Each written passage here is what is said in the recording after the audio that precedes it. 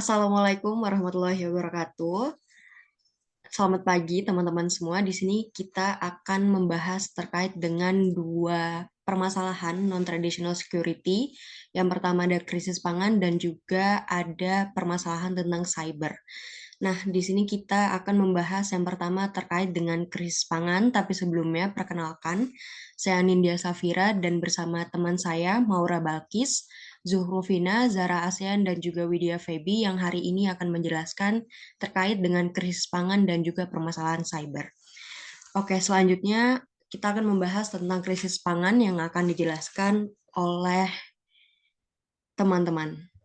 Dipersilahkan.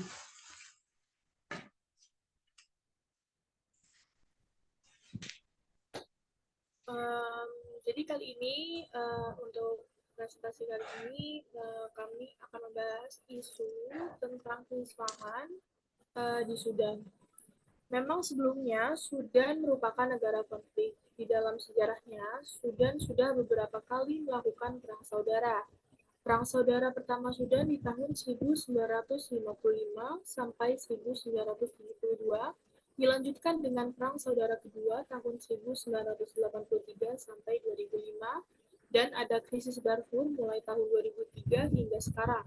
Lalu ada konflik internal pasca pemisahan Sudan Selatan di tahun 2011 dan yang paling baru adalah Perang Saudara di tahun 2023 yang berdampak pada krisis pangan.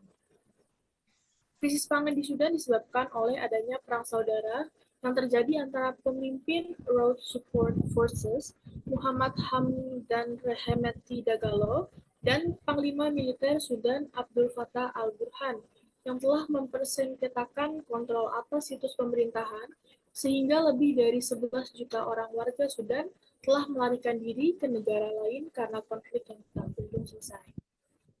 Konflik ini memicu kekerasan besar-besaran di Khartoum, salah satu wilayah di Sudan, dan wilayah sekitarnya, merusak infrastruktur penting termasuk sistem distribusi pangan. Pertempuran ini menyebabkan penghancuran pasar gudang pangan serta fasilitas logistik yang vital untuk distribusi makanan ke seluruh Sudan. Perang saudara ini juga telah menyebabkan jutaan orang terjebak di zona perang tanpa akses ke makanan dan air bersih.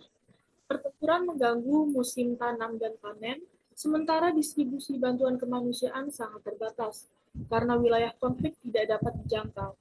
Pengungsian massal dari kota-kota besar ke daerah pedesaan dan negara-negara tetangga juga mengakibatkan tekanan lebih besar pada sumber daya yang sudah terbatas sehingga memperburuk krisis pangan di Sudan. Akibat konflik yang terus berlangsung, Sudan semakin tergantung pada bantuan internasional untuk mengatasi krisis pangan. Namun, distribusi bantuan sangat terbatas karena kendala keamanan dan akses. Sementara kebutuhan masyarakat terus meningkat. World Food Programme dan organisasi kemanusiaan lainnya yang ingin mengirimkan bantuan makanan ke wilayah Sudan menghadapi kesulitan besar dalam menjangkau populasi yang berdampak terutama di daerah-daerah yang dikuasai oleh faksi-faksi bersenjata. Selanjutnya dalam pendekatan geostrategis akan dibahas oleh Zahra Asep.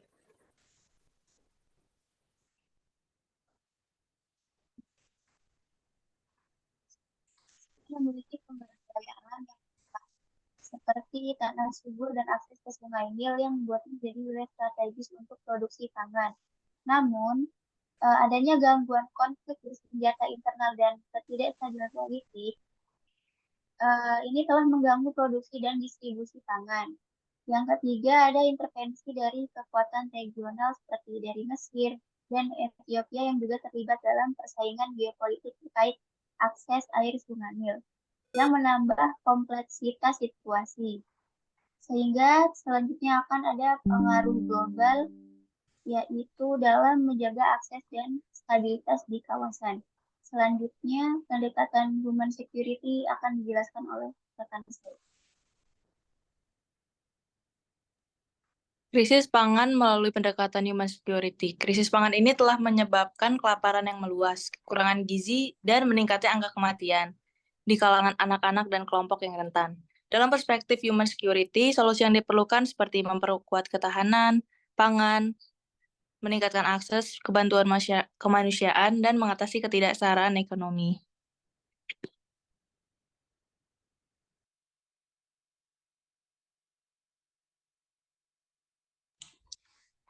Oke, selanjutnya kita akan membahas terkait dengan permasalahan cyber, yaitu Colonial Pipeline Ransomware. Bisa di slide selanjutnya, Maura. Oke, nah sebelum kita membahas tentang study case dan juga faktor-faktor maupun dampak dari cyber colonial pipelines, kita mengetahui bahwa di sini colonial pipelines ransomware attack yang terjadi di Amerika Serikat ini dilakukan oleh sekelompok peretas dark site menggunakan aplikasi-aplikasi seperti ransomware. Nah, hal ini merupakan salah satu konflik yang secara non-tradisional terjadi di Amerika Serikat gitu.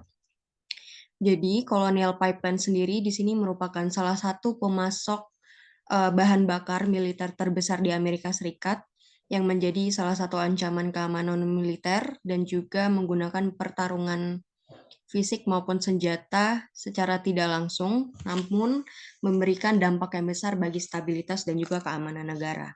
Nah, dalam hal ini dari sudut pandang human security itu dapat mengganggu kesejahteraan hidup maupun kebutuhan masyarakat karena adanya timbul kelangkaan bahan bakar yang merupakan kebutuhan sehari-hari masyarakat dengan diikuti kenaikan bahan bakar maupun kelangkaan aktivitas atau panic buying yang dimana ini dapat memperkeruh keadaan negara sendiri gitu. Jadi serangan Colonial Pipeline ini memberikan ancaman dan juga dampak yang hebat bagi infrastruktur maupun stabilitas secara regional maupun global. Selanjutnya, pembahasan terkait dengan faktor dan juga dampak dari Colonial Pipeline.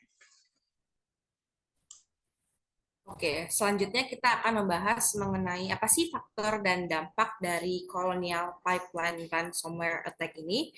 Jadi, faktor dari adanya Colonial Pipeline Ransomware Attack ini adalah sistem cyber yang lemah. Faktor yang pertama ada itu. Apa sih maksudnya sistem cyber yang lemah itu? Karena gerakan ransomware ini berhasil karena pengamanan data yang kurang ketat pada keamanan cyber di Colonial Pipeline.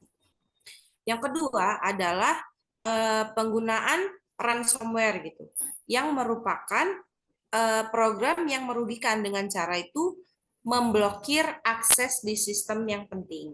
Kemudian yang ketiga itu adalah motif finansial dari si dark side tersebut.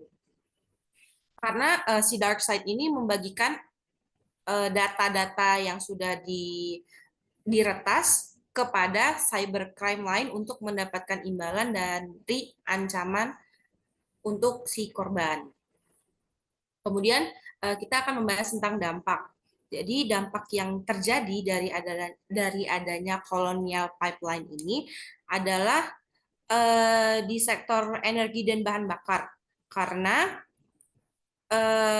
Colonial Pipeline ini melakukan penghentian operasi yang dampaknya menimbulkan gangguan pada pasokan bahan bakar di pantai timur Amerika Serikat yang menyebabkan kenaikan harga bahan bakar di beberapa wilayah hingga ada laporan dari beberapa negara bagian yang melaporkan signifikasi kenaikan harga bahan bakar tersebut.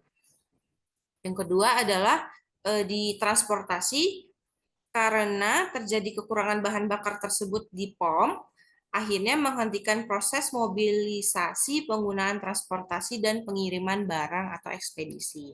Kemudian dari sektor ekonominya ada terjadi panic buying ya, karena dampaknya yang ditimbulkan lebih banyak gangguan yang ada di pasar bahan bakar serta mempengaruhi ekonomi pada industri distribusi dan manufaktur.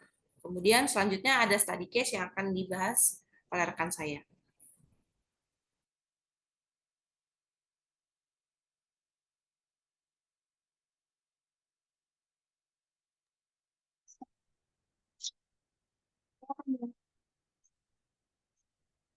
Bahwa kolonial Indonesia untuk mengambil sekitar 45% pasokan bahan bakar penting di Amerika Serikat, yaitu dia menyalurkan bensin, bahan bakar diesel, jet, start-on heating oil atau jenis minyak pemantik yang digunakan di rumah. Sistem ini tuh terhubung ke kilang minyak di Gulf Coast dan di timur laut. Namun pada 7 Mei 2021, Darsat ini meminta tebusan dalam bentuk cryptocurrency, dan Colonial Pipeline ini akhirnya membayar sebanyak 75 Bitcoin yang senilai dengan 4,4 juta dolar untuk memulihkan aksesnya. Selanjutnya akan dijelaskan oleh rekan saya.